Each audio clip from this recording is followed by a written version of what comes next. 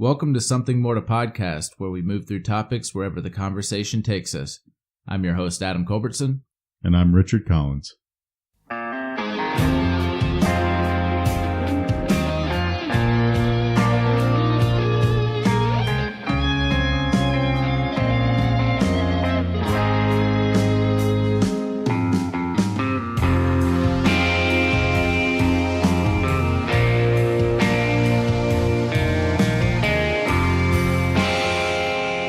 So one thing that's been kind of riding on my mind a bit that I wanted to talk about is the upcoming game Borderlands 3. And obviously it's come with a lot of controversy tied to it. First of all, people upset about the fact that it's being locked behind the Epic Game Store for 6 months initially. Yeah. Which doesn't really affect me. I'm not going to be playing it on PC myself. It doesn't really bother me. I've kind of talked about that before. But people are getting upset about this. They're like review bombing like the older games on it. Like it's kind of causing its own problems. But now you have other news coming out that's kind of, it seems like with video games these days, it's never enough to just have one controversy. There's got to be several controversies that come out. Oh, yeah. The latest is with the voice actor for Claptrap. Oh, okay. Who is not returning for this game. He basically used to actually work for Gearbox directly. And he has basically come out saying, you know, he was never really properly compensated. Like, he basically said, hey, I'll come back and do this voice on Borderlands 3, basically for free. All that I ask is that I get the royalties that I should be due. Yeah. I mean, Claptrap's kind of the face of Borderlands. Mm-hmm. And so, I mean, that was basically his condition. Like, you know, hey, you don't have to pay me anything for this role. I just want the royalties I'm due. Yeah. And Gearbox basically was just like, no, like, you were fairly compensated and all this other stuff because you were an employee at the time. And so blah, blah, blah, this and that and everything else. And like he was talking about how like the actual CEO, of Gearbox, like the head of Gearbox, like basically had taken, I forget the number, but some huge millions and millions of dollar bonus that was basically handed to Gearbox that was supposed to be basically handed out to everybody supposedly. Like, oh, wow. Hey, here team, great job. Yeah. And basically pocketed the whole thing. A nice bonus that was supposed to go to everybody. Oh yeah. Like millions. Like, I don't remember if this is the right number or not, but I want to say it was like $19 million or something like that. Jeez. And he basically just pocketed the whole thing. And, you know, even the voice actor, and I can't think of his name off the top of my head, but I'm going to look it up because he deserves to be mentioned. Yeah. The voice actor, David Eddings, has even said, like, you know, because people started like, oh, well, you know, Gearbox is doing all this shady stuff and like Gearbox is horrible and this and that and everything else. And like he came out like on Twitter is like, no. Like, that's not what I'm trying to say. Like, this is not like against the company at all. This is against the shady practices of one person at the top. Is that Randy Pitchford? Yes, Randy Pitchford, the CEO. Like, this is just about what Randy Pitchford has done. Like, wow. The rest of the people there are great. They're great to work with. They're very talented people that are doing hard work to make these games happen. Like, don't blame them for this. Like, don't take it out on them. Yeah. And I kind of feel like, cause, you know, seeing that, it kind of got me to thinking, and it's just, there's so many times these days where people just kind of forget that there are so many people who work at these companies that you hate, like work at these companies that you start holding grudges against that have nothing to do with why you're holding a grudge. Like, they're still people, they're still putting their effort into this. They're still trying to make the best game that they can despite the circumstances. And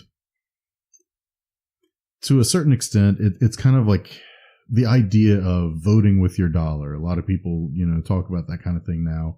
You have to vote with your dollar. So if you don't like the practices of a company, then just don't buy their product. But really, that's kind of destructive, and it's probably more harmful than it is good in the long run, because there's so many people like that, the talented developers that are really actually trying to do the best that they can, that are affected negatively by that kind of thing. Yeah. Like, if the project fails, there's a decent chance, especially nowadays, that the whole company could fold. Yeah. I mean, especially if they're underneath another larger company like Gearbox is, being under 2K. Mm-hmm. Not to say that 2K has done this in the past, but many other larger companies have been very prone to just be like, okay, well, this project failed, I guess you're done, and they'll just close up shop. EA, Activision, especially EA. And like I said, it's not to say that 2K is known for doing that. Yeah. But, I mean, in today's climate, you can't rule that out as a possibility. Yeah. Or, if it's something like, an early job, they weren't here during the earlier Borderlands games. It's been a while since a Borderlands game has come out. That reflects very poorly on them if they come into Gearbox and then subsequently something falls through. Either they get fired, the company closes, or whatever, and now their resume basically has this blemish of, oh, well, you worked for Gearbox during the time that they just basically nosedove. Yeah. And I mean, these kind of things that reflect very poorly on people, that is like unintended consequences. And furthermore, when you're voting with your dollar like that, it doesn't really highlight your problem, because the company doesn't see, oh, well, everybody didn't buy this game because they didn't like how Randy Pitchford dealt with money. Mm-hmm. They just see everybody didn't buy this game. Yeah. Because the game wasn't good or something like that. They don't see it as, like Randy Pitchford. So I mean, really, voting with your dollar is ineffective at best. It doesn't really get the point across. It doesn't actually fix anything, because that's not how these big companies look at things. It's not how EA looks at things. No. I mean, look at Star Wars Battlefront 2. Mm-hmm. People were already like, oh, well, don't buy it. Like, let's boycott it. The internet, let's boycott it. Reddit, let's boycott it. Like, it's they just switched some stuff around, like didn't really change anything, but changed it enough to where it looks good now. It doesn't look like Predator microtransactions and stuff like that. It doesn't feel that way anymore, but it's I haven't played the game myself, but just from like reading the things that they changed and everything, it just seemed like they changed it slightly just to appease people, but it's still riddled with microtransactions to get the cosmetic stuff and all that kind of stuff. Right. Which I don't know if you saw, lawmakers here in the U.S. are talking about trying to make loot boxes illegal. Oh, good, because I'm fine with the idea of loot boxes, but the way that it's kind of been going and been progressing, it's become very predatory. Yeah. Like it really is just a cash grab. Yeah. Now, fucking Randy Pitchford, like he's just a complete piece of shit. Oh yeah, absolutely. Because that's not the only thing that's been going on. Something more recent, whenever they did the reveal and he was up on stage talking about Borderlands 3 with everybody. I don't remember at what convention it was, but he was like, and we're not going to have microtransactions. And everybody was like, yeah, fucking finally a AAA game without microtransactions, which Borderlands has never had. I mean, the only quote-unquote microtransactions they had were the DLCs. Yeah. But the DLCs were almost like miniature games. Yeah. Some of them were just hours upon hours of gameplay and content and like new weapons and all kinds, like thousands of new weapons. I mean, they really are more like expansions. Yeah. And they're not badly priced. They're pretty decently priced. Right. Well, now you know how many customizations are in Borderlands on different outfits that you can find, and off of different bosses. Like every boss has a different outfit, like for the in-game bosses. Yeah, different heads, different skins. Yeah. Well, now there's microtransaction cosmetic items in the game that they've announced now, and everybody was like, but fucking, I keep forgetting his name, Randy Pitchford. Yeah, I keep wanting to say Pete for some reason. But Randy Pitchford said that we're not going to have microtransactions. So then the outrage from that happens. Everybody calls out Randy. Mm-hmm. Gearbox Twitter says, "Oh, well, it's not microtransactions in the blah blah blah blah blah."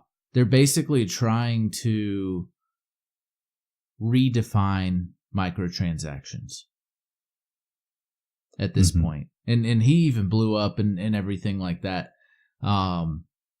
saying that it's not microtransactions because it's not pay to win. Like, they're trying to redefine microtransactions. It's like, yeah, that's like, microtransactions isn't just pay to win. Now, pay to win is the worst form of microtransactions. Yeah. But no, cosmetics are definitely still microtransactions. Yeah, like that's some shady fucking shit. Like this has happened before in the gaming industry where the developers or the producers or publishers, whatever, they try to redefine something that's controversial and people are not liking to make it flow over for most people. Mm-hmm. And it's,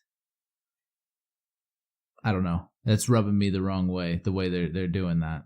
Well, see, I think when it comes down to it, when I say, voting with your dollar doesn't really work, I'm not even trying to say like, oh, well, if this game doesn't appeal to your sensibilities, if this doesn't, mesh with what you want in the game, then, don't spend your money on something you don't want. Mm-hmm. Like, don't just needlessly throw money at something just because, well, it's a AAA title, so I have to spend money on it. Like, only spend money on games that you want to play. But you should not hold that game hostage, basically, when trying to demand that things be the way that you want. Yeah. Like, be vocal. Yeah. Like, I mean, these days, whether or not they're actually doing anything about it, developers are reading social media. Yeah, they're on Reddit, they're on Twitter, Instagram, they're on everything. So, I mean, whether or not anything actually changes, they're seeing all of these things. So be vocal, like, be forthright with what you want, what you think is bad. Like, I mean, all of that is constructive, at least, whether or not it actually gets done or not. But don't, say, oh, well, I'm not going to buy this game unless you do this, because in all honesty, they're probably just going to write that off as like, well, we don't need to listen to this guy then. Yeah. Yeah. Yeah. Cause a lot of people, they're just like, fuck EA. Like, just fuck them in the ass. Like, we're not buying their games anymore. Yeah. And I mean, nobody responds well to that kind of thing. No. I mean, be civil when you're saying these things. Like, be civil about the things that you think are not good. Like, be civil about the things that you want to see implemented. Like, don't hold the game hostage. Like, there are people whose livelihoods still, at least to some extent, depend on this, and they're affected just as much by all of the vitriol and negativity as the CEO is. Yeah. And they really don't deserve it. Because, I mean, a lot of times the CEO, if like something goes down, they just hop to another company. Oh, yeah. Oh, yeah. Getting paid more or the same. Get their golden parachute and maybe eventually go to another company if that ever runs out. Yeah. It's the people that are actually working hard are usually the ones that are the hard. It's the hardest impact is on them. Oh, absolutely. I mean, you have this project that you put so much of yourself into, so much of your time, so much of your effort into, and then for people to just trash it. I mean, I could only imagine how disheartening that must be. Yeah. I mean, look at Anthem, and Anthem has just gone downhill. Just every week. Like you see something new, or at least I've seen something new like almost every week since it came out, and it's just downhill, downhill, downhill, downhill. Mm-hmm. It doesn't look like it's coming back up anytime soon, which is really sad because I really enjoyed the game. It was till the end. It did start to feel like you weren't progressing anymore. Well, I mean, at like a certain you had a point, whole new gear tier that like I don't have a full set of. I have one piece of it, but that normally whenever you play a game in the highest tier, you get one piece of it and it's a game changer. Oh yeah. There wasn't anything really different. Right. And I mean, it definitely was not without its problems, but I kind of feel like just the general negativity in the community is a large part of why it's kind of has just fallen now. Yeah. Is because, I mean, they were even vocal about this on social media, or at the very least, you know, their actual publicity people were. And it's like, you know, hey, yes, the developers used to be very vocal on here, but they don't come on here anymore because every time they say anything, they're just met with a bunch of just negativity and hate. Yeah. And the thing is, they're still responding. I even saw one where somebody was like, man, the devs used to come in here all the time. Like exactly what you just said. Like with answers and all this kind of stuff all the time. And then like the first response to it was one of the developers and was like, you know what? Like I do answer stuff all the time. I just don't have any answers right now. Mm-hmm. and I mean, yes, it still has major problems. There are a lot of things that would need to be fixed if it's going to survive. But like just throwing out all of this hate isn't helping anyone. Like it needs to be civil and it needs to be constructive. Now, I did see that the lead developers, and were these lead people that were in charge, were they part of those head guys that didn't have anything done for 2 years of just basically talked about it for like the first few years of development, and didn't actually get anything done. Like I don't know if that's the same guys. I don't know where that actual recently. cutoff is. But it's, you know, more and more it kind of feels like general corporatism has kind of pervaded its way into gaming at this point. Yeah. I mean, of course you do still have some companies that still have some standards. But it definitely feels like as time goes on, like that kind of corporate attitude is becoming more and more ubiquitous throughout the industry. Yeah, that really concerns me for Borderlands 3. See, I don't know. I still have some faith with Borderlands 3 because most of the problems that I've heard so far are mostly within the realm of shady business dealings and not so much like the quality of the game. Yeah. I mean, sad to say, but I like games enough that I'm willing to let a lot of shady business practices slide as long as they produce the game that I want, or at least a game that is fun. Yeah. And see, like I'm at the point now where I want to see what it's like. I want to see what people think about it. I want to see reviews from people that I trust to play it and give me a good review, like you or some YouTubers. Well, as has become, I mean, almost necessary these days. I mean, pre-orders are almost just you can't anymore. Yeah, no, you can't really trust anything. And I really hope Borderlands 3 is awesome. I would love to play it. I've wanted to play it since finished Borderlands 2 main story before any expansions. Right. Like I was like, oh man, this opens up so much possibilities. Oh, yeah. And that was I was waiting for Borderlands 3 before the prequel came out because I wasn't expecting there to be a prequel. But yeah, there's so few companies that I really trust with pre-orders anymore, and that number is dwindling. Yeah. Yeah. I pre-ordered, the last pre-orders I did was Kingdom Hearts 3, Red Dead Redemption 2, and Spider-Man. Now I'll tell you, the biggest reason why I did actually pre-order Kingdom Hearts 3 was because I did the big bundle with everything. Yeah. And I would not have pre-ordered except for getting everything leading up to it so that I could basically get prepared for the game coming out. Yeah, I think that's awesome. The South Park game did the same thing. With Fractured But Whole. Yeah. You could get Stick of Truth, which I did pre-order that. I haven't finished Fractured But Whole. But I got it so I could have both games on the PS4 because I had Stick of Truth on PS3. Right. So I've wanted to go back eventually, play both of them because I mean it continues the story basically. Now, I will say that Square Enix is one of those few companies that I still have some faith in. Yeah. Because even on the games that I don't like as much, like, because in all honesty, I wasn't a huge fan of Final Fantasy 15. Like there were parts of it that just didn't really feel like a Final Fantasy game anymore. Yeah. That being said, I still played all the way through it. I still enjoyed my time in it. I still felt it was worth the money. Mm-hmm. Like there were definitely still a lot of positives. It's just I kind of would like to see Final Fantasy back to a more traditional style again. Yeah. Like instead of basically an action RPG like it's become. Mm-hmm. Like they have other franchises that are action RPGs.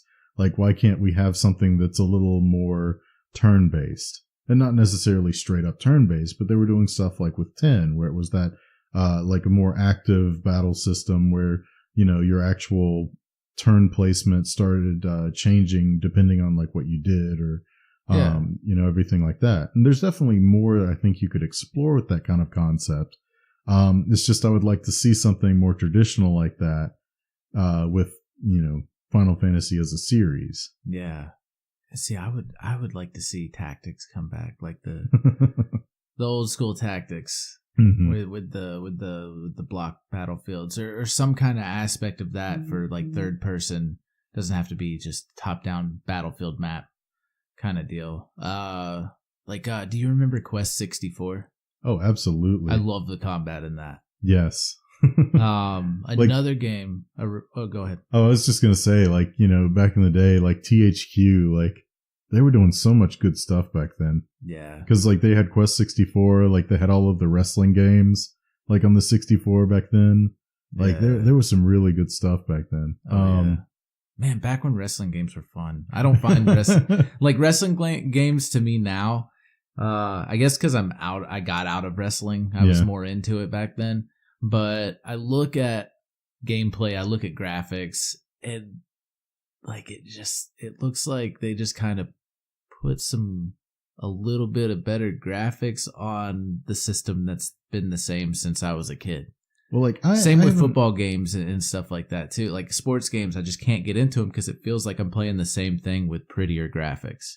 And I haven't really played any wrestling games recently either, but at least up to the point that I stopped playing, when it was the SmackDown games, like on PlayStation 2 and such, like the bare bones system of it was basically the old THQ engine just updated. Yeah, that's the way it feels to me for every sports game. Mm-hmm. So I got out of sports games a long time ago because of that. And every now and then I'll watch a video and I'm like, this looks like shit. And all the wrestling fans out there, if there are any wrestling fans listening to this, they're going to hate me right now. But I don't care. Like, I think they're shitty games. I love wrestling. I mean, I even incorporated wrestling into I don't watch it anymore, but I incorporated it into our D&D and like made a whole big gladiator arena wrestling match. It's just your heel turn. I'm sure they can understand that. Yeah. But yeah, it's not that I dislike wrestling. Like I definitely paid attention to it for a while. It's just not something that's really caught my attention in years. Yeah. Yeah. And I still know a few of the people that are still kicking around, but most of them are newer than my actual knowledge of it. Yeah. Like I'll always love Dwayne Johnson. Yeah. Like everything that he does. Like I don't mean, care you what still he does get to in see wrestling plenty anymore. of him because he does so much in movies now. Movies, Ballers. Mm-hmm. Like or like the game show he did for a bit. Oh, I didn't see like the game show. what was it called? It was like Hero something or not. Yes, that was awesome. I wanted to see the second season of that. Like, he's such a cool fucking dude. It was like and just the way he's like standing there on the sidelines, like shouting at them to kind of push them. Yeah. Like, you know. Yeah, and like he was like pushing like that one lady that was just afraid to do anything, and like he would just like wrap her up with his giant arms that are like the size of her. Yeah. And he's like, look, you got this and everything. And then she fucking does it. Like, The Rock will motivate anybody. Oh, yeah. I mean, it's like, how could you not like do these great things with like The Rock over there shouting like, you can do this. Yeah. Oh, yeah. Oh, man. That was like my favorite reality game show like ever. And I only ever saw the one season of it. It was like the most awesome uplifting version of Fear Factor ever. Yeah. Yeah. It's like take out all of the just like mean, like nasty pranks and stuff. Yeah. And just like bring in people basically facing adversity and facing their fears and, you know, really being pushed to do so. Yeah. Oh, man. Like, did that only had one season, right? I think they only did one season. Yeah. It's crazy. Like, I didn't hear anything about a second season, at least. Man. I had that shit on DVR. Watched every episode when it came out. Man. Yeah, like all in all, like he is absolutely great. Like, I can't speak to how he is in person, but everything I've ever seen of him, he is like the greatest guy ever. Yeah. Man, I remember before him, like every actor or every wrestler that went actor. I mean, they are actors when they wrestle. Oh, they are. And they do a good job with that. But when they transition to movies or TV shows, it usually falls short. It just usually comes because it's a completely different kind of acting. Like you know, acting like you're basically this big tough guy that's just trying to fight people or whatever, or just trying to rile up a crowd, you know, either in a good way or in a bad way, is very different than, I guess, the more nuanced form of acting that comes with actually being in like a drama or, you know, something that's more serious in tone, something that's more down to earth. Yeah. Like they're very, very different forms of acting. Mm-hmm. Like fucking Hulk Hogan playing like Santa Claus in that one movie. What was it, Mr. Nanny? Oh yeah, he was Mr. Nanny. Yeah. Of course. I mean, The Rock had his own, like with the Tooth Fairy movie. Hmm. I mean, there are definitely some of those awkward movies where it's just like, hey, let's get a big tough guy and make him look like a sissy. Yeah. I'm glad they went away from he didn't get typecasted like Hulk Hogan did. Right. In those kind of things, which Hulk Hogan, he's awesome. Like, awesome wrestler. It's like once he got a good serious role or two, like he really showed, you know, I've got this. Yeah. Like everybody wants to put him in everything, whether it's action, mostly action. I mean, he's pretty much the premier action star right now. Yeah, but that's not all he does. Yeah, yeah. Oh man, yeah. But like he's come out with some like obscure movies. Like what was it? Like Skyscraper or something like that. Yeah. Like San Andreas and Skyscraper, yeah. Like all kinds of other random like what had to have been like B tier movies like to begin with. Yeah. Next he's gonna be a firefighter, and hell, he might have already done this. But he probably already a firefighter, and it's called Wildfire, and he's out there fighting the wildfires in the Midwest, West United States. Like I see that being a thing. Although, you know, maybe my favorite role of his so far has actually been in Moana when he was Maui. Oh yeah. And you know, I hear people like, you know, razz him some about like the singing and everything. You know what? Forget all those people. Like he was great. Yeah. Like I thought the singing was exactly perfect, like it should have been. Yeah. Like I think he did a great job. Like I'm not saying like, oh well, he's like some kind of opera singer or anything. No, but in all honesty, it kind of suited the character. Yeah, it did. I thought it was pretty good. I don't remember.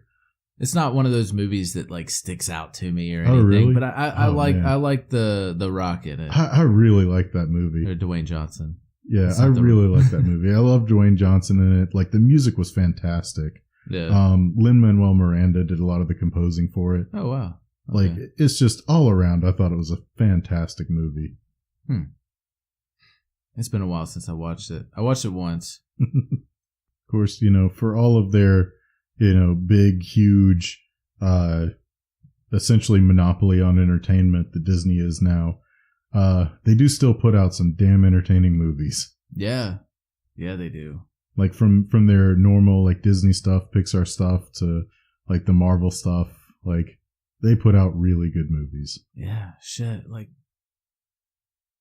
hell, like I still like I don't really watch them like I used to when I was a kid and everything. But like Lion King, fucking, oh yeah, like the old like 90s like animated movies. Yeah. Like Lion King or Aladdin, that both of them are getting live action versions coming up. Yeah, and I still haven't watched any of the live action Disney movies. I guess none of them I actually haven't either. Have really appealed to me. Well, for me, it's like I liked the animated versions. Like I thought that they were good. Like I don't really need the story retold with live actors. Like I thought it was great as a cartoon. Yeah, because I mean they've even matched the trailers to the original trailers for the animated movies. And I mean I'm sure that there are little parts that are different here and there, but it doesn't feel like overall they're really changing the story. They're maybe adding some scenes here or there to kind of flesh out an idea a little more, but overall it's not really changing the story. Yeah. I mean, I would like to see Lion King. I'm not sure on Aladdin. I'm still kind of torn on it because in some of the latest trailers, like they show that supposedly, at least based on the trailer, the majority of the movie, Will Smith will not be blue. Yeah. He's just going to be Will Smith, like with the whole Arab get up, like with the like ponytail and the goatee and everything. Yeah. But he's still going to be like a normal skin tone. Yeah. Which is kind of weird because even like in the animated, like whether it was the movies or the TV show, even anytime the genie was like disguising himself as somebody else, like he was blue. Which I mean, if you really want to add a sense of realism to it, it kind of makes sense. Yeah, it does. I mean, people would start asking questions if you just suddenly walked in with some blue guy. Yeah. Like, so I don't know. I guess that does help. I think when it's all said and done, it won't feel as awkward as the initial pictures kind of made it feel. Yeah. I mean, Will Smith is a great actor. Like, he is. I enjoy everything that I've ever seen him in. Absolutely. Even Wild Wild West. Like, I have my issues with it. Even his iffier movies, he still does a pretty good job with. Yeah. Like AE. AE, which one? After Earth, the one he did with his son. I didn't watch all of that. It seemed kind of boring. Not a great movie. Yeah. Like I think I caught like bits and pieces of it, and I just never could really get into it. Yeah. But I never watched the whole thing, so I don't really have a opinion on it. But yeah, all in all, fantastic actor. Like I at least give anything he's in a shot. Yeah. Yeah. May get around to watching it. Hell, if I mean Disney's coming out with the subscription service for their streaming service. It's gonna be on there. Like all of it's gonna be on there. I'm gonna get it for the Marvel Cinematic Universe. Yeah, I mean, and since they are actually doing it all as one service, I think that's going to help them a lot because, especially at the price point they've been talking about, which I think is like $8.99 a month. Yeah, it seems like okay, like, sure. Yeah, it's another subscription that I'm gonna have on top of Netflix or Hulu and Amazon. It's not an insane cost, and you already know that there's going to be a lot of stuff on there worth watching. Yeah, it's still less than cable. It's even less than the cable replacement services like Right. View or Sling and stuff like that, which Right. I don't even touch those anymore. See, like my only real concern is that it gets too spread out to where it's too individualized. Like, NBC having their own streaming service and CBS having their own, Yeah. and so on and so forth. So that if you really wanted to watch everything, then you're going to have like 24 different streaming services. That's going to defeat the entire purpose. Yeah. But as long as it stays centralized to maybe 3 or 4 services, like I think 3 or 4 is probably about the maximum load for it to still be worth paying separate subscriptions if they offer something you're interested in. Yeah. But that's not going to happen. Oh no, I know that it's not. Like the best that I could hope for is that it's going to fail and it's going to collapse back down to the big few. Yeah. And like I said, like, I mean, I would be fine myself paying for maybe like 3 of them. And at that point, you can maybe have like 6 different services that you can kind of choose from. But it's like, I just don't really see the market being able to support much more than that. Yeah. Like say 6, maybe 7. Yeah. And like I've said before, like I stopped watching Star Trek with Discovery because I don't want to pay a subscription for one show. Yeah. That's really the only show I want to watch on ABC? CBS? Or CB? I don't know. I don't think it's ABC because Disney owns ABC. Oh, okay. I'm pretty So sure that they don't CBS. own Star Okay. Trek. Yeah, that's right, CBS. But I don't. There's nothing else on there that I looked at their list of shows that were on there. They didn't really have any exclusives yet when I looked at it, but like I'm not gonna pay however much it was to watch Star Trek. Right. I don't know. It's The Orville's on Hulu. I just finished season 2 yesterday, by the way. Absolutely finale. Great show. Oh man. Absolutely great replacement for Star Trek. Yeah, and it's been a couple weeks since that the finale. So I guess we can talk about it now. Well, I don't believe that I'm entirely caught up. Oh, you're not caught up yet? No. Oh. One thing that I will talk about that you're not caught up yet. I don't know if you've even started it yet, but The Tick on Amazon Prime. Haven't gotten a chance yet. Okay. There's going to be a little bit of spoilers here, but it's not really anything that gives anything away or anything because we don't know yet. Like if this is a thing. It's a fan theory that you kind of pick up on it in the first in like the second episode maybe. You start to it seems like the tick isn't real. It's like it's a hallucination of Arthur's. But other people do see the tick. So the theory is that tick is a manifestation of Arthur's powers. Arthur doesn't have any powers himself, but he created the tick after his father died and the bad guy killed his father, killed the heroes, everything like that. He's holy shit, I can't think of his name. Like I don't know the context of this particular show, but there's I guess a couple that stand out from the old cartoon, like Chairface. Yeah. Chairface was always my favorite. But the Terror, and he was in the original live action. I don't remember if he was in the comics.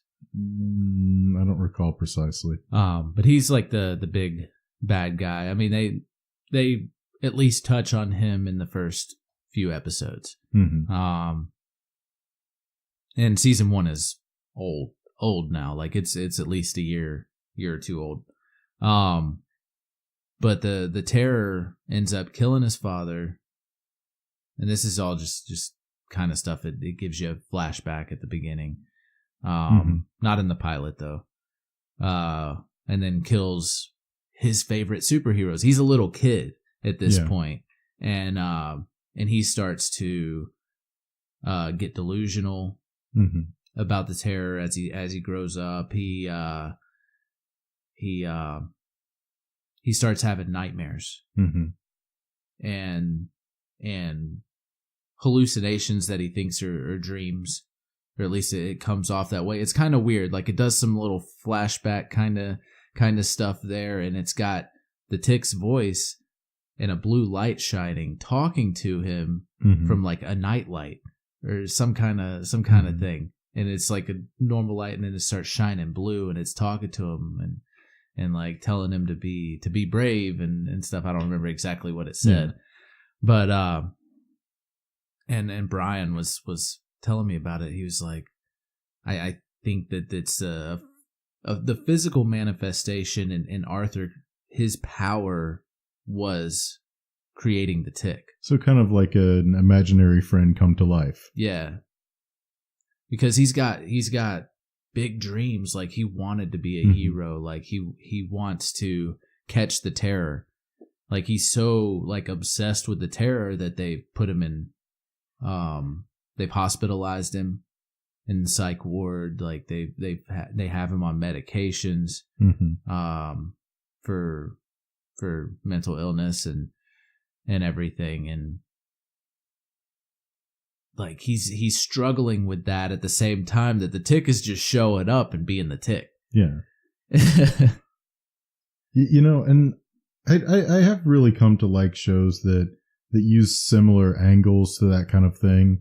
Like actually using, like things like the delusion as like a plot point, or like a vehicle for the show itself. And kind of on that note, if anybody out there is from Disney or Marvel or knows somebody with Disney or Marvel, I would really, really love to get a Moon Knight show.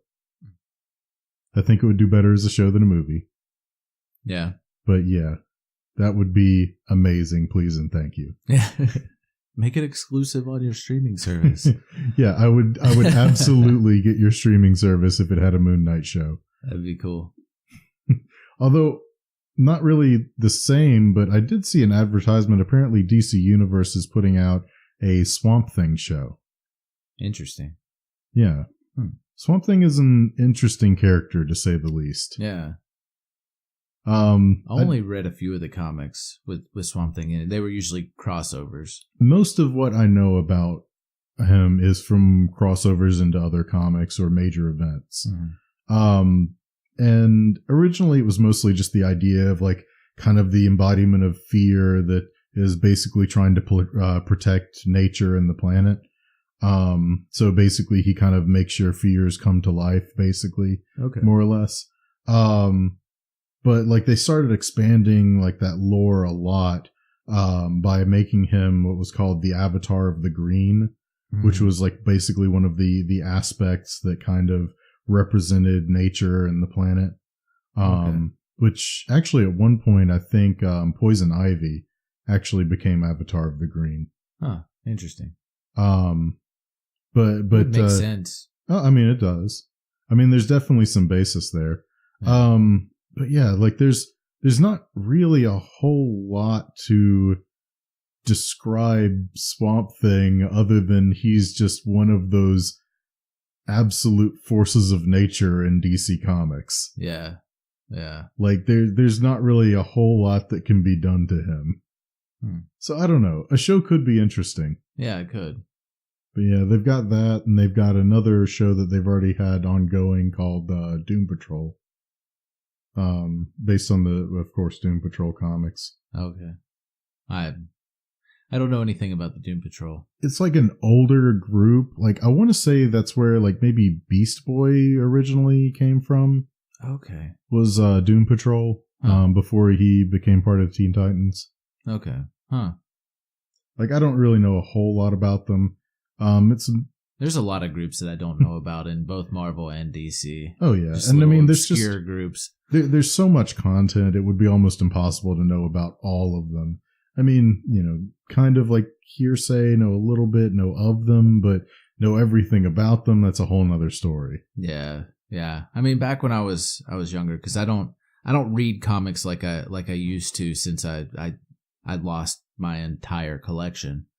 That just kind of turned me off of even wanting to really get into collecting or picking up physical copies of comic books. Like I'll usually just download them I mean, it gets to be so incredibly expensive. Yeah. I mean, even if you were to just make a pull list of everything that was coming out, you would be spending a fortune. Oh yeah. Every month, if not every week. Yeah. And like when I was a kid, like I had like money that I would make just doing stuff here and there, to buy comics. So I had to be picky about which comics I got into when I was exploring like different comics and everything. Like I stuck with some pretty, I stuck with Batman, Robin, Superboy. I was really big into Superboy. And I mean, even if you're getting them digitally, like even if you have access to all of them, like through something like Marvel has like a subscription service, I think. Forget what it was called exactly. You were talking about DC doing something. Like DC Universe, I believe, also includes, because that's where they're putting those shows out. They also have like the older shows, like the CW shows. Yeah. They have like the cartoons, like Young Justice. And I believe that they're also putting their comics digitally out on that subscription service as well. Yeah, I do need to check that out, but it's very time consuming. Reading all these comics. Just like I was saying, like even if you have access to all of them that are coming out, there's almost no time. There's almost no way that you have the time to read them all. No, I mean, there's just so much that comes out constantly. Like I tried to catch up on the New 52 for a while, and I read all of 52 comics every month. and I didn't try to follow all of them, but just trying to keep up with some of my favorites and some new ones that I wanted to add to like my reading. I mean, even if you just want to read everything that Batman is in. You have to read like Batman. You have to read Detective Comics. You have to read Batman and Robin. Like you have to read like the Justice League. Like you have to read like whatever offshoot of Justice League they're doing at the time. Yeah. Like Robin, son of Batman. Yeah, you have to read what were they calling it?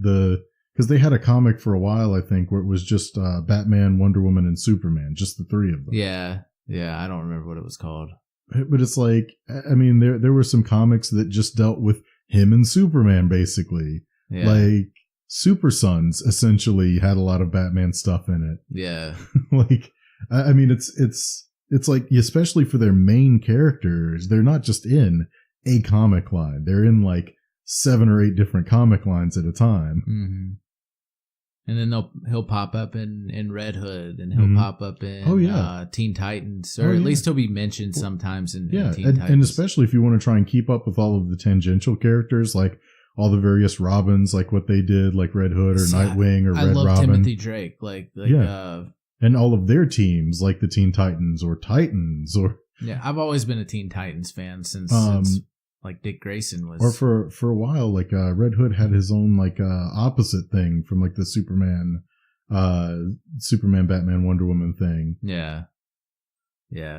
Nightwing, Dick Grayson, and then he becomes a double agent, and he stops going. The spiral thing, that was a little weird. Yeah. It was what Grayson, I think it was. Called Grayson. I think it was just calling himself Grayson, but it was. Like it was trying to go into the Spiral organization and like take it down from the inside. Yeah, and it's strange. It's like I've known him as Nightwing for so long, and then he's like, "Oh, now I'm a secret agent." And I mean, they kind of brought it back around toward the end of that, but it was still pretty weird. Yeah.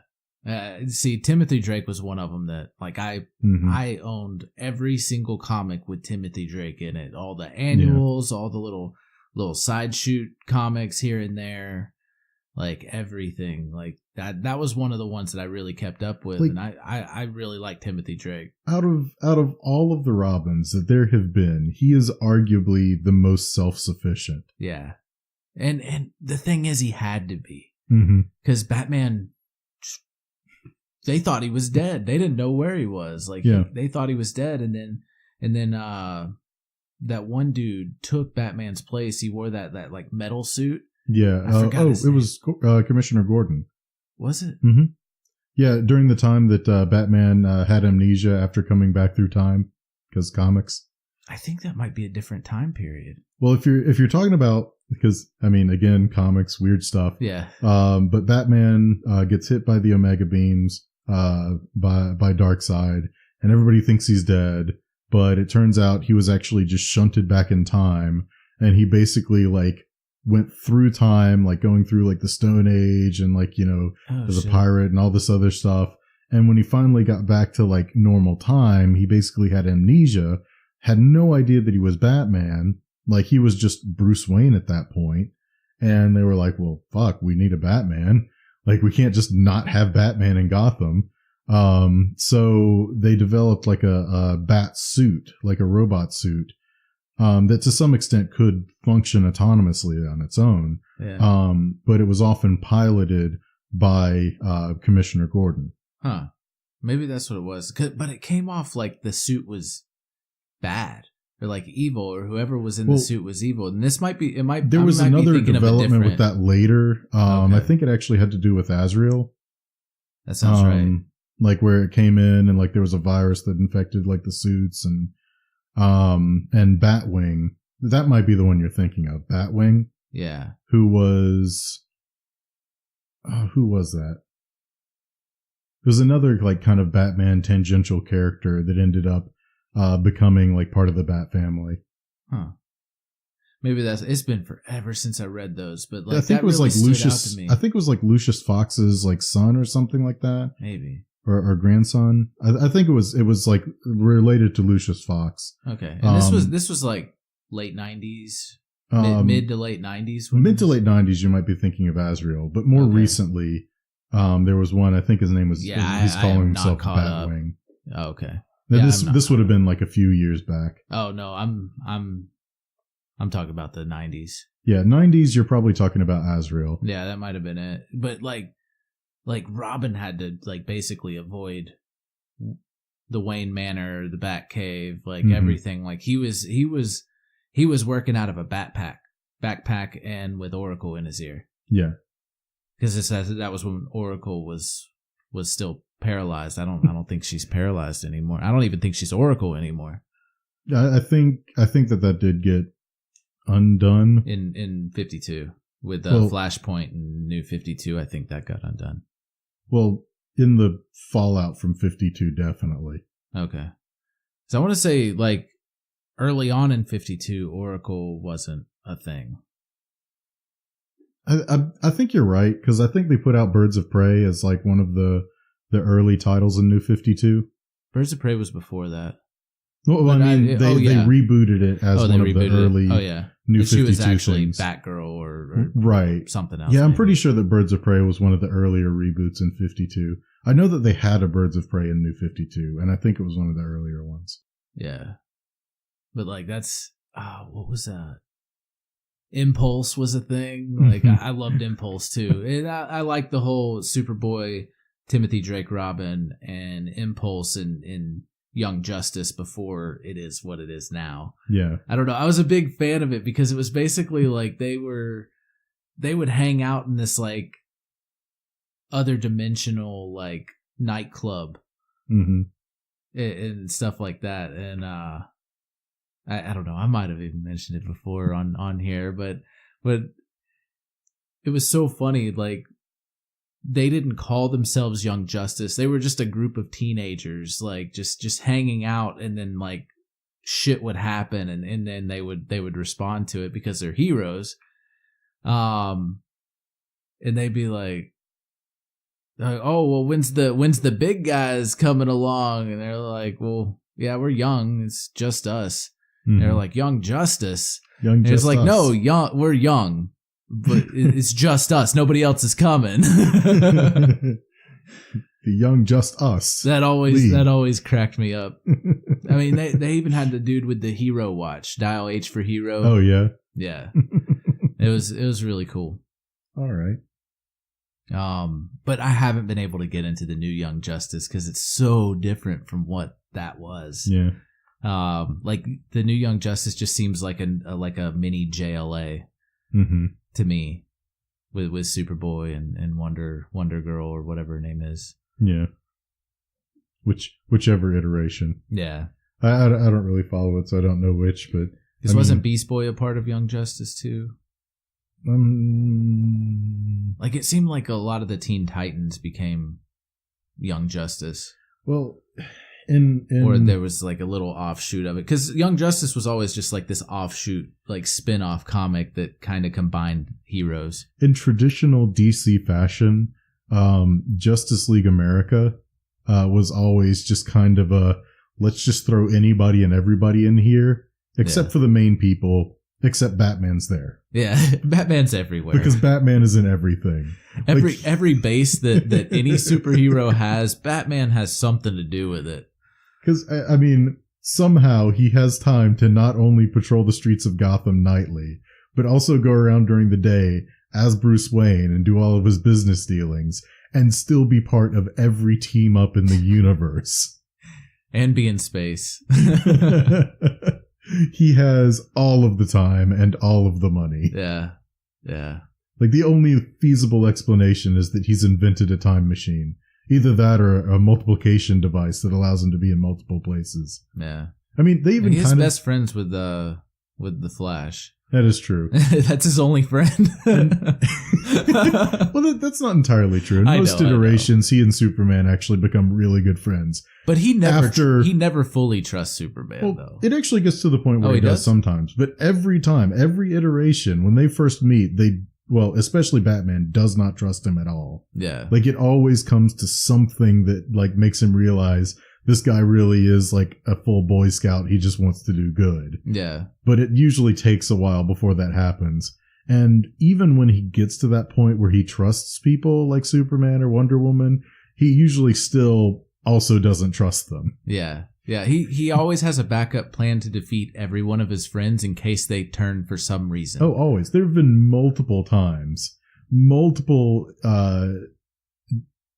setups where for some reason or another, the Justice League either like turns on Batman or like, there was one time where Ra's al Ghul actually got a hold of Batman's contingency plans and basically used it to take out the the Justice League.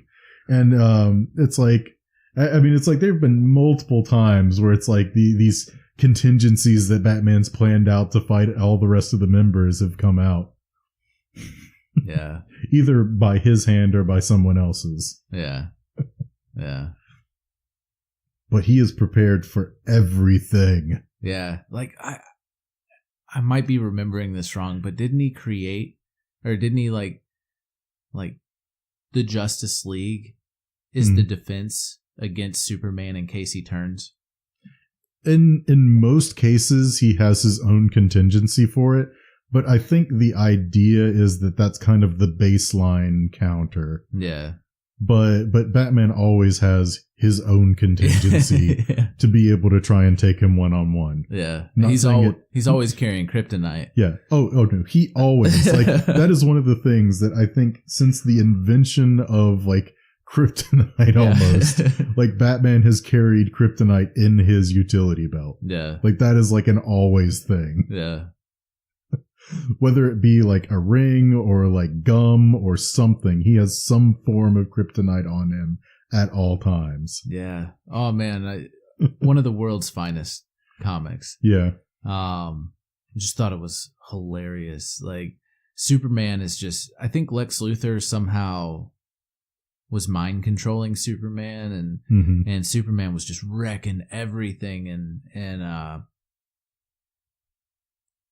he starts flying towards Batman to attack him, and Batman just slips the ring on it, punches him in the face, and it wakes him up, like gets him out of the mind control. Yeah, I want to say, and I'm not sure if this is that time or if it was another time because comics, but I think there was one time where he was kind of controlled by like a certain type of kryptonite. I forget which.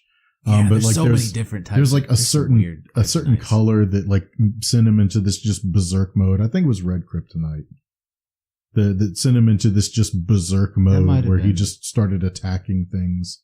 Yeah, it might be red. I know what I thought. Red was like super deadly, or maybe that was it. Like there've been like so many different colors at this point. I mean, there's a pink kryptonite. Yeah, it turns him gay. It turns Superman gay. This is what the fuck? That's canon somewhere in the depths of DC. Oh, it is very old. Like it's like some old school Superman. Like, and we were talking like 4 or 5, maybe 6 universe resets ago. Yeah, that happened before we were born. Oh yeah, yeah. I don't know if it's ever come back, but it's like I highly doubt it has. That was like back in the time whenever Superman could wrap Lois Lane in a cape and fly her through outer space because that makes sense. Yeah, of course. That was probably also during the time where Superman had all kinds of ridiculous powers, like super multiplication, like where he could like just make copies of himself because. Yeah. Oh man. Or like super ventriloquism. Oh yeah, man. Like back then he had some weird powers. Yeah. They couldn't make up their mind. He was just super. Like he's just super. I don't know, like make him do something cool, I guess. Yeah. Let's make it work with this story. I'm glad they've kind of reined that in a little bit. Yeah, I mean, back then, like the tone was a lot more goofy, and it made sense with the kind of tone of comics in general. But now that comics have taken on a much more kind of serious tone, you really have to have like a defined list of traits, a defined character, because I mean, people are gonna fall like people are just gonna fall out of favor of it really quick if you just start making stuff up on the fly. Yeah.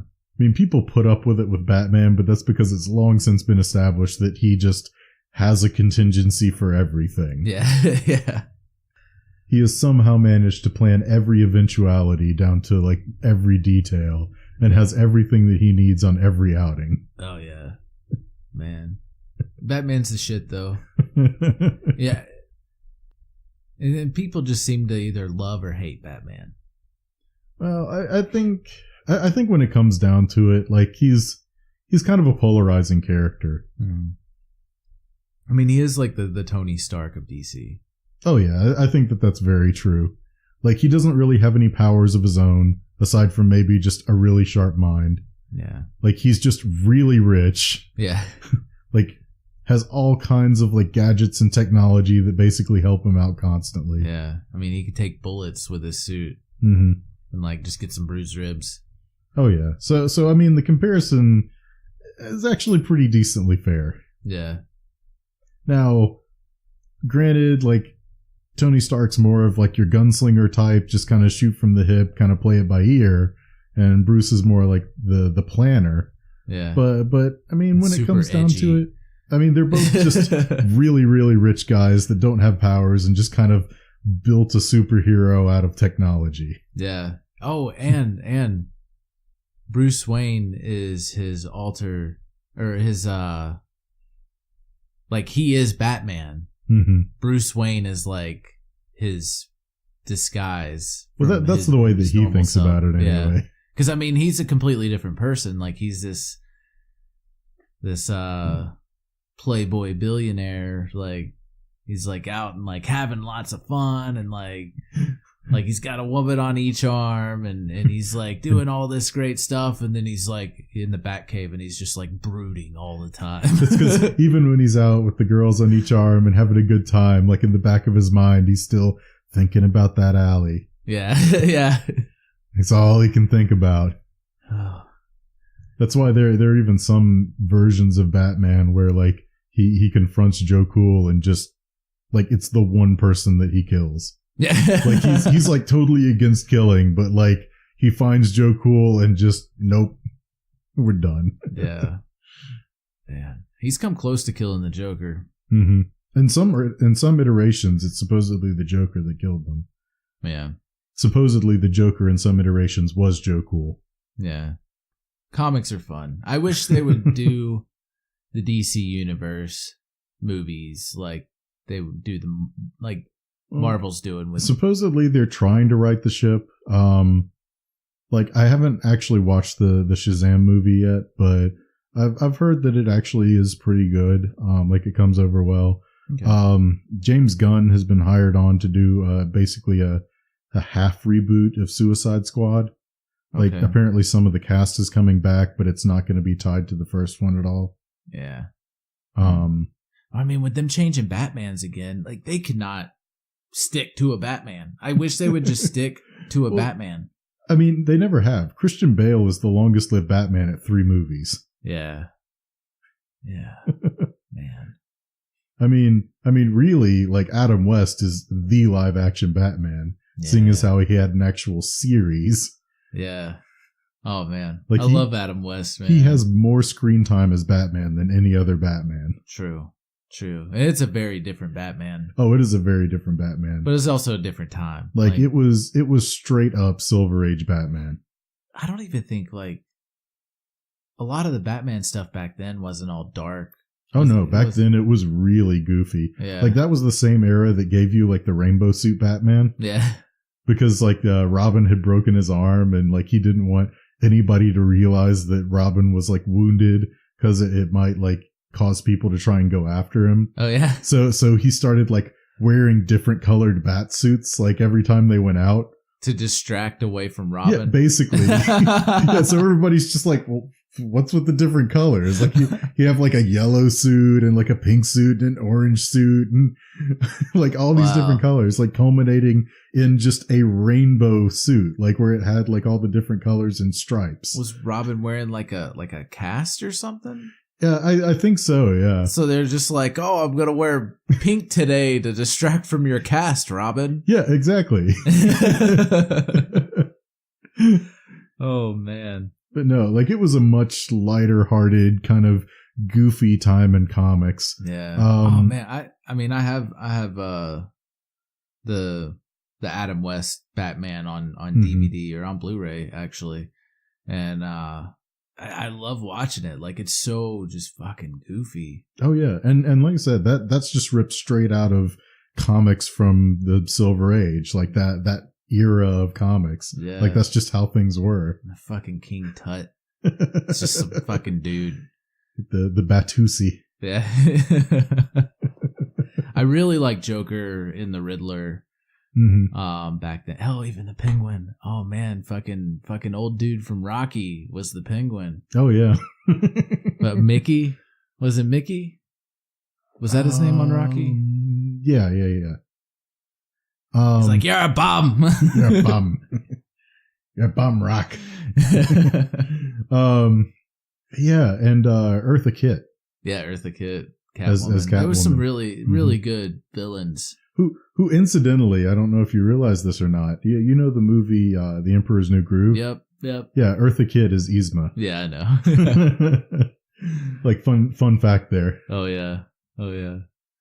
Fucking Patrick Warburton is Kronk. Oh man, that was such a great cast in that movie. Oh, like you had John Goodman, you had David Spade. Yeah. Like the guy who voices Piglet even found his way in there. Oh wow. Who did he voice? The old man, like at the beguning of the movie. Oh, that's like asking. He gets kicked out. Beware the groove. Yeah, that guy. It's the guy who voiced Piglet. I didn't know that was Piglet. Yeah. Oh man. But yeah, like great cast. Like absolutely great movie. Yeah. Still one of my favorite Disney animated movies. Yeah. Oh, speaking of Patrick Warburton, though, he is our co-executive producer, executive producer of the new Tick. I mean, it makes sense after his time with the first try at a live action show. Yeah, and I mean, like, I will never be disappointed with anything that he voices or acts in. Like, he's just so good. Such a great personality. Like, Rules of Engagement was a great show. Yeah, like it was underrated. It really was. It really was. It took a while to get through that too. Like it was pretty. It was actually pretty decently long. It didn't really get a lot of fanfare. Yeah, It's crazy. It's a really good show though. If you haven't checked it out, Rules of Engagement. It has David Spade in it too. Yeah. I mean, David Spade and Patrick Warburton are basically two of the main cast. Yeah. I'm watching the old live action Tick now. Yeah, the Patrick Warburton one. Like a whole lot less budget than the new Tick. I mean, it was very experimental, really. Yeah. And I'm guessing it was more like an episodic like series, like the cartoon was, where it's like its own separate thing, right? Where the new Tick, it's like a continuing story, like from episode to episode. It doesn't really have there's no standalone episodes or anything like that. And really, like the tone of TV shows in general, back when the first live action show came out, was more that episodic nature. Yeah. Like you didn't really see those like big, long, like, you know, season-long storylines really start coming in, except in maybe some like HBO shows. Yeah, that is a more recent thing in TV is those shows that, I mean, it's basically a movie. Oh yeah, just a really, really, really long movie. But the stuff that was like that back then, where it was a movie, but it was usually limited to, I mean, there was some good ones like Stephen King's It. Well, yeah, which was a limited series. Made for TV movie, basically, that was a miniseries. Yeah. But then you had like the Langoliers. Like I love Stephen King. That's the worst fucking movie I ever saw that had Stephen King's name on it. Oh man, the Langoliers. Like, I mean, it was all right. It was all right. The story's pretty good and everything, but then they show the CG for the Langoliers. Oh my god. Oh, just these big blobs with like razor teeth going around. It looks so dumb. Like I was watching it, I was getting really into the movie and everything, and then those fucking CG Langoliers come out eating time that's left behind, and I busted out laughing through the entire scene of them eating, them trying to fly. Like take off, fly, get back into the air on the airplane, and like I lost it. I was like crying, laughing. It's so bad. If you don't know what the Langoliers is, like it is a good book, like it's a good story, but the CG just killed it. You know, there was another Stephen King movie that really just kind of struck me almost as a comedy. Did you ever see Dreamcatchers? No. Oh man. Like I swear that is not a horror movie. It is a comedy. Like it is just, and it's not even because of like bad CG or anything. Like I've never read the book, so I don't know if the book kind of came across the same way or not, but it's just like the way that everything was delivered was just, I mean, comical in a way. Yeah. You even have like one scene like where the guy's like hearing voices in his head or whatever. He's like being escorted. I think it was actually Morgan Freeman who was playing the military guy that he was riding with or whatever. Okay. And I may be mixing it up with another one of the people. It's been a long time since I've seen that movie. But he's like riding there and he's just like, wait, hold on. Give me your gun. Like picks up the gun, like holds it up to his head like a phone, like, where the butt's like kind of at his mouth and the barrel's like up toward his ear. Oh, God. He's like, Jonesy, is that you, Jonesy? Are you there? Like, I mean, it's just the way the whole thing is done. It's just humorous. Oh, wow. Like it's got stuff like popping up out of toilets when people sit down, like trying to eat them.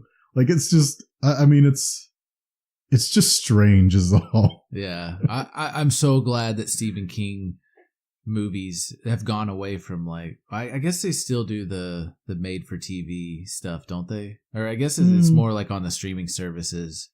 But there is the movies like you got the Dark Tower. Was it Dark Tower? Yeah, they did put out a Dark Tower movie somewhat recently. The new It movies, like those are awesome. Like I'm loving the bigger budget on the Stephen King stuff. How many Mist have come out now? Like, but yeah, it just. Back in the 90s, though, those, I guess maybe in the 80s too. Just those made for TV movies were just so shitty. You know, and now all TV shows are movies. That's very true. But you know, like out of all the stuff that I've read from Stephen King, probably my favorite things, like I really look at him like as much as people like his novels and everything, he is a really, really good essayist. Yeah. Like if you get a chance to like, you know, go through some of his essays on various topics, like I definitely recommend it. He's got some really good insights. In particular, there was one that was in an English textbook, that I had from college, where he was talking about why people go to see horror movies, like why that's even a thing. Yeah. And the kind of comparison that he made with all of it is it's kind of like there's an alligator that just kind of lives inside your psyche. And you know, as long as you keep the alligator fed, like you throw it just little tidbits, like every now and then, it stays content and it stays put.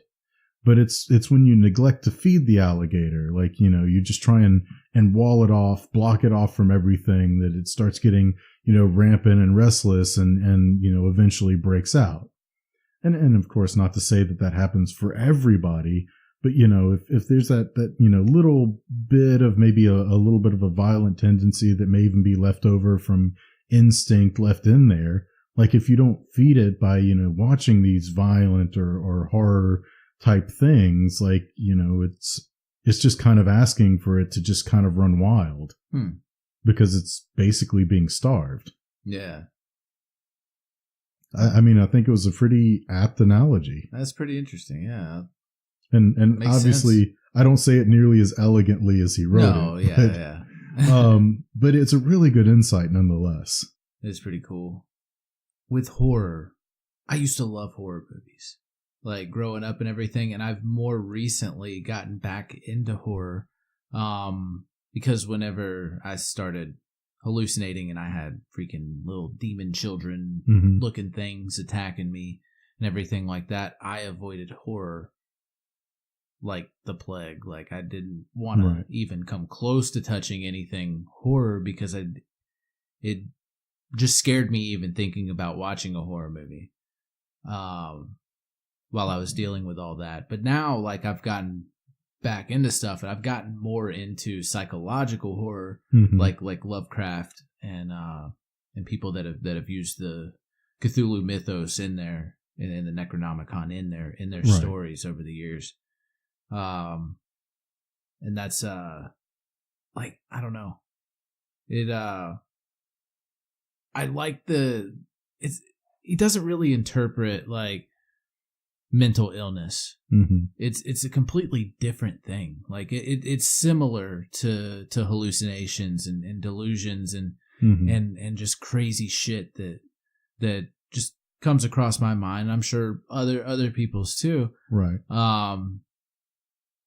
But it's not. It's madness driven by just absolute fear. And that just like that draws me into that kind of horror more, right? Because of that, and that's one thing. Like when we start the D&D podcast, towards the end of this year, beginning of next year, we don't have a date set or anything like that. But that's what, with that, like the stuff that we're gonna be putting out isn't a portrayal of mental illnesses. It's not a portrayal of schizophrenia and stuff like that. And I'll put a disclaimer on it because of that, because it can be interpreted as that, but it's not. Like the people that are put inside the sanitariums and stuff in Lovecraft's short stories and everything, like they don't have a mental illness. I mean, some of I haven't read everything he's done, but like they're driven to madness by the alien, like, otherworldly things that they saw. That's just absolute horror that has just driven them mad. Oh yeah, I would say yes, absolutely. Conceptually speaking, Lovecraft is all about fear, be it fear of the unknown, fear of things that are unusual or just don't really seem to follow the laws of logic. Yeah. Like fear of even aliens, like xenophobia, even to an extent. Yeah. And like, hell, some of the best descriptions are non-descriptions in Lovecraft stories. Oh, absolutely. And like, it's terrifying. I mean, as far as fear goes, there's almost nothing that is scary as the unknown. That's why in monster movies, like the best, like giant monster movies don't really just show you the monster like all at once. Like some of them never even show you the monster at all. But like, or even some of the other ones like Alien, for example. Yeah. You don't see a lot of the alien. No. And most of the time when you see it, it's really dimly lit. It's hard to see. You only see bits of it at a time. Like that's what made like, especially the early movies as good as they were, because it was this weird thing that didn't really look right. It didn't look normal, and you couldn't even see it all the time. Like you couldn't really even get a grasp of what it was. Yeah. And I don't know if a lot of people know this, but Alien with Sigourney Weaver, the first movie, it is told in a Lovecraftian storytelling. Like it is Lovecraftian. Oh, absolutely. I mean, just basically supplant like ancient ruins with a spaceship. Yeah. Yeah. I mean, you could do Lovecraft storytelling in any setting, any time period, anything. Like it's about how you tell the story and like what the fear is. Like you're building up fear on the unknown. And you know, I don't think that there is any fear that is as instinctual or visceral as the fear of the unknown. It's something that would be ingrained in us since, you know, the very dawn of time, because there is nothing more dangerous than something that you don't know what it is. Yeah. Yeah. And before we go, there's one movie, Jurassic Park. Amazing. The first movie was amazing. Yes. I am not a fan of the rest of the Jurassic Parks and Jurassic World. Not a fan. They're cool movies. It's not what the first movie was. And it never can be. No. Like the first movie absolutely was set up as like a horror movie. Yeah. Like, you know, you saw very little of the dinosaurs, at least the dangerous ones. Like you only on rare occasion really saw full shots of them. Like you had all kinds of stuff going on that was kind of behind the scenes, or like stuff you didn't know. Like Mr. Arnold, like Samuel L. Jackson's part, like you don't even see him die. No. Like you just see, oh, well, she got there. Oh, well, here's his hand. Like, it's okay. She's safe now. Oh, nope. That's just a disembodied arm. Yeah. Yeah. Like you didn't even see what happened to him necessarily, but you're left to assume. Yeah. And like the whole build up to the T-Rex, before they ever show the T-Rex, like they have the stomps. Oh yeah, the water. You hear the roar, like the stomps, like they turn around, the goat is gone. Yeah. Like, yeah, I mean, there's so many little bits and pieces just kind of teasing the presence before ever showing it. Yeah. And even when they started showing it, it was only kind of in bits. Like it was a little bit more before you actually got like the full shot. Yeah. And since that movie, like that was a straight up horror movie. Ever since then, they're just action movies. They really are. There's no like, real especially fear. 2 and 3, like Lost World and 3, like those especially were action movies first. Yeah, and especially World, like Jurassic World, they're just straight up action movies with fucking Chris Pratt. Yeah, that's true. But the thing is, like, and it's not really like, oh well, we know what it's like now. We know what it's like, so it'll like, we knew what the fuck a T-Rex was before the first movie. We knew what a I don't know if I knew what a Velociraptor was before the first movie. I'm pretty sure I knew. I was like, I don't know. I was super into dinosaurs. I was really big into Stegosauruses when I was a little kid. I was super into dinosaurs, and that's the only reason I got to see Jurassic Park in theaters. Oh, really? I did see it in theaters. Because I was definitely too young for that movie when it was in theaters. Oh yeah, me too. But I fucking loved it. Mm-hmm. I still like it. That movie is a really good horror movie, and the rest of them are just blah. Yeah, I don't really care. Yeah, it definitely steered away from horror as the main focus. Yeah. Well, I think we'll call it a day there. Want to thank everybody for listening. I mean, this is episode 12 now, and we've passed 200 downloads. Oh yeah, as of last night. I mean, thank you so much for listening, and we're gonna try to. We're not gonna try. We're just gonna keep doing what we're doing. We did join a new network of just podcasters and everything at Podcast Junkies or Podcast Junkie. Mm-hmm. And it's a Discord. I've put the link on Twitter. I'll do it again. I'll do it tomorrow or today or something. I'll put the Discord link for it. It's not just for podcasters. It's for podcasters and podcast listeners to find new podcasts, to network with other podcasters. Hell, if you even just have like the desire to even start a podcast, it's a really great source of information from other people that are indie podcasters to help you get started. There's also Reddit, like there's podcasters, podcasting subreddits. Like, hell, man, like this shit's fun.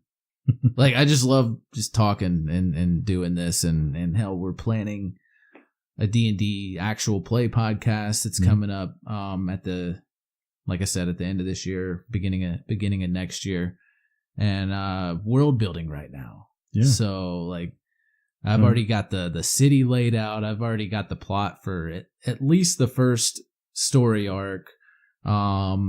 I've got some background, like timeline stuff going on. That's the founding group for the detective agency that they're going to be a part of, and everything. And it's really coming together. And hell, we might even start early if it ends up working out that way. But right now, I mean, we're giving ourselves some time. It gives me time to write stuff. It gives everybody else some time to do build their backstory for their characters, and we're going to record all that. So work on backstories, work on voices, kind of flesh out the character as best as possible. Yeah, and we're going to be running some test episodes for the guys that haven't done any podcasting or feel a little bit uncomfortable in front of a microphone, and get them just used to it, hopefully. And but yeah, that's all we got this week. And if you have any requests for us to talk about, you got something you want to hear our point of view on, let us know. Let us know in the comments on Instagram. Let us know on Twitter. Like, hell, you could go to Podbean or on our website and put a comment there. Like, just tell us. Like, tell us what you want to hear. If we kind of touched on something, you want to hear more of it, tell us. And, if it's something that we don't even know about, we love finding out about new things. Yeah. Yeah. Sometimes we might not like it. Sometimes we might like it. But, I mean, we'll give you our point of view. Oh, yeah, absolutely. Well, we hope you join us next week. I'm going to cut that out.